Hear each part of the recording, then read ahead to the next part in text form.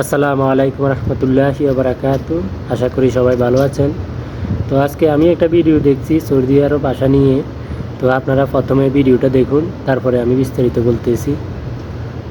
মাশাআল্লাহ, আলহামদুলিল্লাহ। একজন ভাই বিদেশ যাচ্ছে, একটু জানার চেষ্টা করবো কোন দেশে যাচ্ছে এবং সেই দেশে কি করবে। ছবি তুলছে এর পাশে।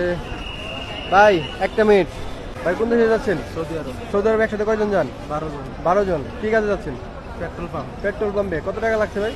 টাকা লাগছে অনেক। কত? 7 লাখ টাকা। 7 লাখ টাকা। এটা অরিজিনাল পেট্রোল পাম্প তো, এর জন্য মানে টাকা বেশি লাগছে। কার মাধ্যমে যাচ্ছেন? এজেন্সি। হ্যাঁ, এজেন্সি। এজেন্সি না? বেতন কত দিবে ভাই? 1000। 1000 রিয়াল। তো আপনারা এই বাইটির কথা শুনলেন এতক্ষণ, যে উনি 7 লক্ষ টাকা দিয়ে এজেন্সির মাধ্যমে পেট্রোল পাম্পের বিষয়ে আসতেছে, আর ওনার স্যালারি হচ্ছে 1000 রিয়াল। তো এটা আসলে সৌদি আরবের সর্বনিম্ন স্যালারি একজন শ্রমিকের, এবং সর্বনিম্ন আমার জানা মতে যে 1200 রিয়াল দেয়, 1500 রিয়াল, 1800 রিয়ালও হয়। তবে আর বিষের দাম যেহেতু শুনছেন আপনারা 7 লক্ষ টাকা, আসলে এত লক্ষ টাকা লাগে না। 7 লক্ষ টাকা তো প্রশ্নই আসে না। সর্বোচ্চ 5 লক্ষ টাকা যেতে পারে সৌদি আরব আসলে আপনার।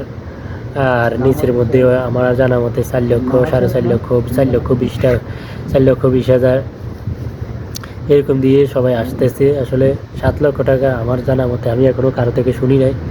তো অবশ্যই বিদেশে আসার সময় যাচাই বাছাই করে আসবেন, কারণ আপনি যেই টাকা দিয়ে আসবেন সেগুলো আবার আপনাকে ইনকাম করতে হবে এবং দেশে পাঠাতে হবে। কারণ কেউ নিজের ক্যাশ টাকা দিয়ে বিদেশে আসে না, সবাই